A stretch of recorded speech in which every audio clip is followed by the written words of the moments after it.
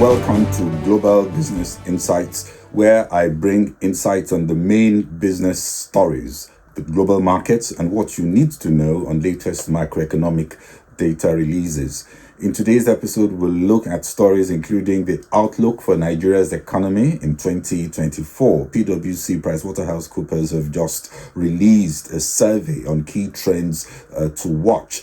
And the Swiss cement giant Holcim says it is spinning off its US operation in a New York flotation, eyeing about $30 billion. And the latest in the ongoing technology decoupling, as the US is set to announce more subsidies to encourage local production of advanced chips. This week will be busy in the United States as the FOMC, that is the Monetary Policy Committee, they will meet and we will also get a lot of macroeconomic data apart from the interest rate decision, where we expect the FOMC, of course, to hold rates. Big tech firms are going to be making their Q4 announcements, and the Bank of England also decides on rates this week, and there is more. In a report that just came out, PwC has highlighted 7 key trends that will shape Nigeria's economy. They include executing fiscal reforms, balancing ambition with implementation, evolving monetary policy stands in a way that achieves price stability, watching how that develops, and of course the cautious investor optimism, whether that gets better or gets worse, depending on how investors are looking at the dynamics of what's going on in Nigeria. And then finding pathways to unlock productivity in the economy is also going to be important. The external pressures and potential of shocks that we could still get, that's something that was also mentioned. The progress on reform in various sectors, and of course how consumers adjust to the evolving policy and macro realities. We also recently got a report on the Nigeria Economic Summit Group advocating a phased approach to addressing Nigeria's economic challenges. The first phase is the stabilization all through most of 2024, consolidation in 2025, and eventually acceleration of the economy we'll really begin to see in 2026. Emerging Value Insights, looking at 2024, we expect it to be a year of some progress, limited by so many factors. Takeoff is not expected, but we'll have much better foundations for future growth that will be built in 2024. If you look at the projections that we expect to see, gross domestic product we think will be between 3.2 to 3.7%. That's slightly higher than the 3 to 3.2 that many other analysts are estimating. Inflation 23 to 25%, which is higher than the 21.5% that the central bank is targeting. The exchange rate we see somewhere between 1,100 to 1,500 naira to the dollar. We're talking about the parallel market rate, and the gap between inflation and the policy rate, that's interest rates, we think that would fall to about 400 basis points or below. Now it's over 1,000 basis points, and we see the average monetary policy rate at about 19.5%. In 2024, we should see improvements in foreign direct investment. It's now much under $1 billion annually. We think it would step up to about $1 to $2 billion, while total capital importation will also increase between $6 to $10 billion. Foreign players, we expect, will gradually be returning to the equity market. We should see some drop in youth unemployment. Debt service revenue should reduce to about 60%. The percentage crude oil refined, depending on what we see in of course, Dangote refinery, 10 to 30%.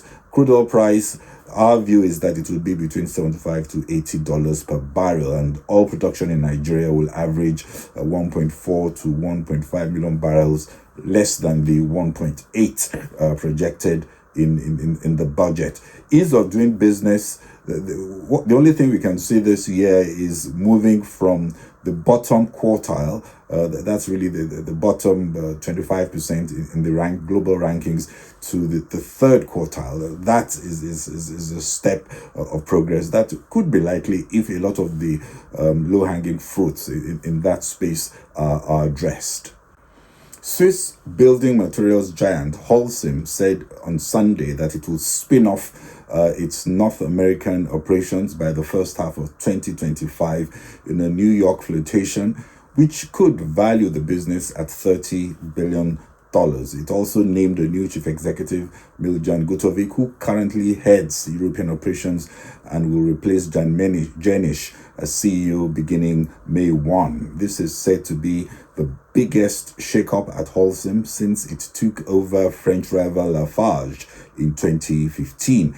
The pickup in capital market deals as confidence improves in the United States may be attracting new flotations on the New York Stock Exchange, especially in contrast to the less optimistic mood in Europe.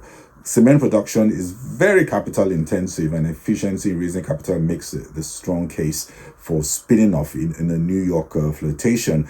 US is also seen as one of the world's most attractive construction markets. The market is growing at a rapid pace as builders see strong demand for single family homes, and they're trying to meet regulatory pressures for more energy efficient buildings. Holcim sees the US business boosting annual sales from around $11 billion at present to more than $20 billion and generating operating profit of more than $5 billion by 2030.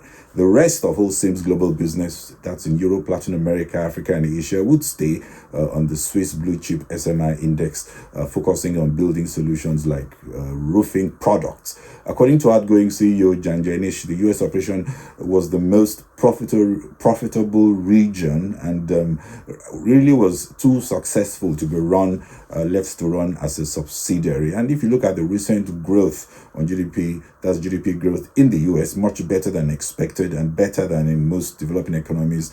That could also be a green light for cyclical businesses like construction moving into the US. It will be a busy week for markets, especially in the US.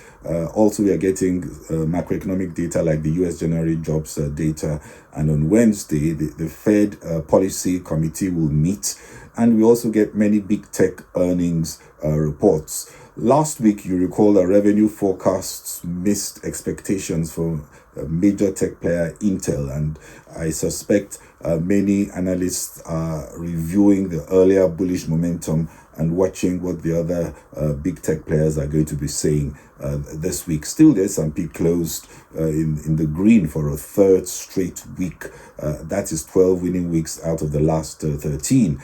Later this afternoon, we do get the Dallas Fed Manufacturing Business Index. On Tuesday, big tech players will report on Q4. Again, focus will be on future outlook rather than past beats. Microsoft will be reporting. Alphabet, Advanced Micro Devices will also be reporting. Also on Tuesday, job openings and labor turnover survey is expected to show 8.7 million job openings on the last business day of December. Also on Tuesday, we get the Conference Board Consumer Index, Confidence Index for January. Consensus estimate is for a 114 reading, about 3 points more than in December. FOMC meets on Wednesday, like I said. The expectation is that they will hold rates, but analysts are going to be focused more on clues on when they will begin to cut rates in 2024. We get the private sector jobs ADP report for January out on Wednesday. The expectation is for 145,000 private sector jobs added, which is 19,000 less than in December. Qualcomm will also release its Q4 results on Wednesday, followed by Apple, Amazon, Meta on Thursday. So it is going to be quite a week. On Friday, we get the jobs data, non-farm payrolls, 175,000 jobs expected to be gained, and an unemployment rate of 3.8% on the latest non-farm payrolls report. In the UK, the Bank of England on Thursday meets and is not expected to begin cutting rates yet. The BOE's Monetary Policy Committee is widely anticipated to hold rates at 5.25% for a fourth straight month at its first meeting of 2024. That is after 14 rate rises to tame in inflation. The announcement will be accompanied by new forecasts that are expected to show declines in UK inflation in the coming months.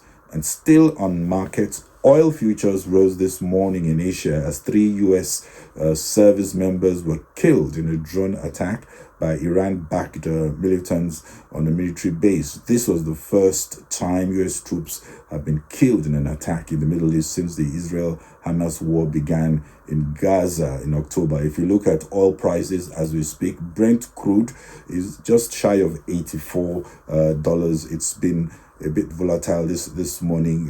It went over 1% increase. Now it's about 0.4%. It's just past 8 GMT. But we'll see what happens.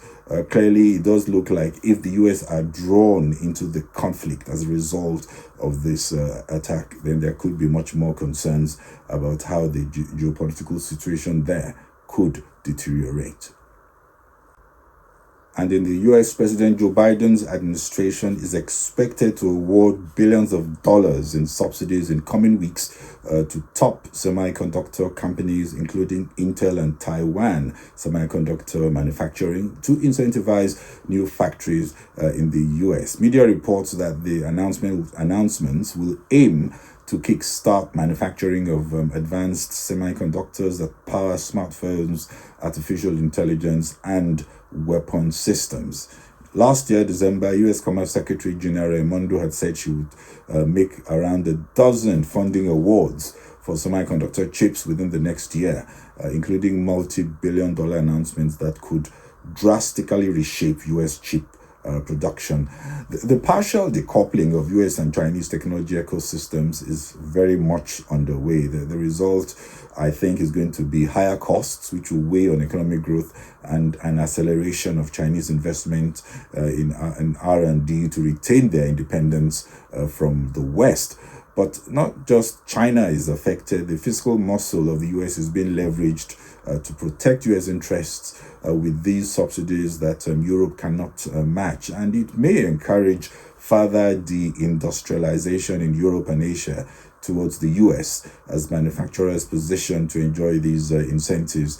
The argument to the World Trade Organization is that these incentives are linked to US security, and they're supposed to reduce their vulnerability to unfriendly nations. And in China Evergrande is facing fresh issues. The Hong Kong court has ordered Evergrande to liquidate in a ruling that opens a new phase in the collapse of the world's most indebted property developer. Evergrande was not able to come up with a restructuring plan to satisfy international creditors despite months of negotiations. They have more than $300 billion in liabilities as at 2021 when they defaulted, and the government has been trying to see a resolution that will not further imperil an already tepid economy. It's not clear if mainland courts would accept the Hong Kong winding up order. So far, analysts do not see a Lehman moment coming out of this, and they say it's unlikely to cause an extensive contagion affecting other sectors, even as the outlook of China's economy continues to be lackluster and markets remain on the back foot. Also for China, as from today, investors who buy shares will not be allowed to lend them out for short selling within an agreed lockup period. The China Securities Regulatory Commission say these measures are to create a fairer market order, adding that further limitations on securities lending will be introduced in March. Well, that's it from me. This is Bode Oshosami. Thanks for watching. Bye-bye.